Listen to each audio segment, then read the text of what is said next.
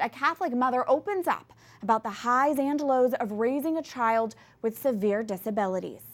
She taught us how to love without condition. There was nothing she could do to earn our love. She wasn't going to be a prima ballerina. She wasn't going to be a scholar athlete. She wasn't going to get married and have children. We knew that. She just was Courtney. EWTN Pro-Life Weekly viewers may remember our story about Courtney Lenaburg, a young woman who had severe disabilities throughout her life before she died about 4.5 years ago. We sat down with her parents last year, but now Courtney's mother, Mary Lenaburg, is sharing the family story in a new way with her new book, Be Brave in the Scared: How I Learned to Trust God During the Most Difficult Days of My Life. Mary Lenaburg joins us in our DC studio. Mary, thanks for being here. Thank you so much for having me. It's a delight to be with you. It's so good to see you again. And first of all, can you share with our viewers, what was a typical day like with Courtney? Well, there wasn't a typical day with Courtney because she had a seizure disorder and we never knew when the seizures would come. You really had to be prepared for crisis management 101. So there were typical things that were done. Of course, her medication were given at 6 and 6, and she had G-tube feedings 4 times a day. You had to change her position. There was massage to be done on her muscles so they didn't atrophy because she didn't walk and she didn't talk and she was wheelchair bound. So not a typical day existed. And there was no specific diagnosis? No, until the day she died. Her diagnosis was seizure disorder with origin unknown with global developmental delay. So. And in addition to raising Courtney, you also are raising your son, Yes, Jonathan. And you don't hold back in sharing some of those challenges all this consisted of. Mary, what has been the biggest lesson that God has taught you during this journey? That love overcomes everything. Love always wins was what we used to say with Courtney when she was alive. When you love, Mother Teresa says, when you love until it hurts and then you keep loving, there is only love left. And so that's really kind of the motto of Courtney's life. That's what she taught us, was how to love completely with our whole lives. So when things get hard, you love harder. In your book, you're also very vulnerable and sharing about the tensions within your marriage and the toll all this took on your marriage. Mary, what marital advice do you have for other couples who may be raising a child with severe disabilities? Ask for help, get help. We committed to one another. We committed to stay in the fight.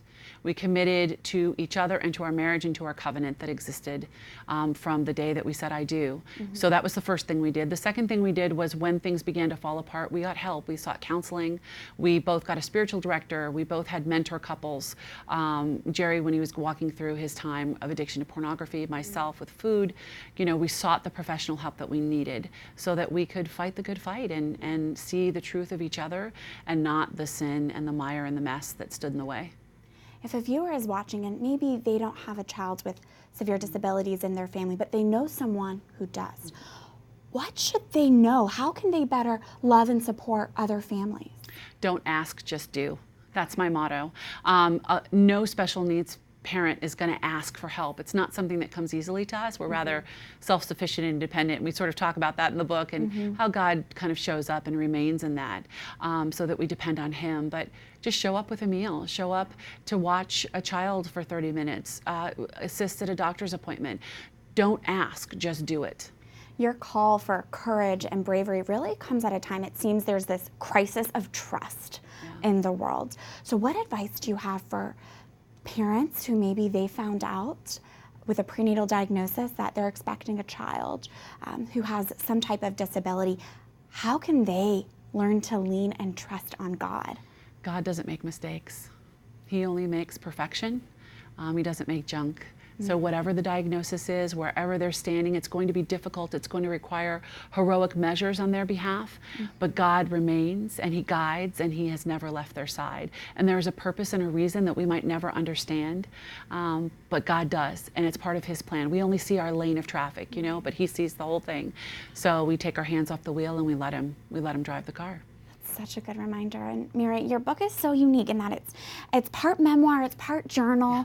How do you foresee other people utilizing your book in their own life? Well, with the editors at Ave Maria Press who published the book, we really wanted it to be available to the widest audience possible. So there's journaling sections, there's scripture at the end of every passage, there are questions to ask. So you could do it individually, in a small group study, in a larger parish study. There's even someone that's going to be teaching it as a class. So it's just open to any kind of format that you'd like. It's a pretty wide open situation. Thank you for your vulnerability. Thank you for sharing your witness and sharing Courtney with us. Mary Lenaburg, author of Be Brave in the Scared. Thank you. Thank you so much for having me.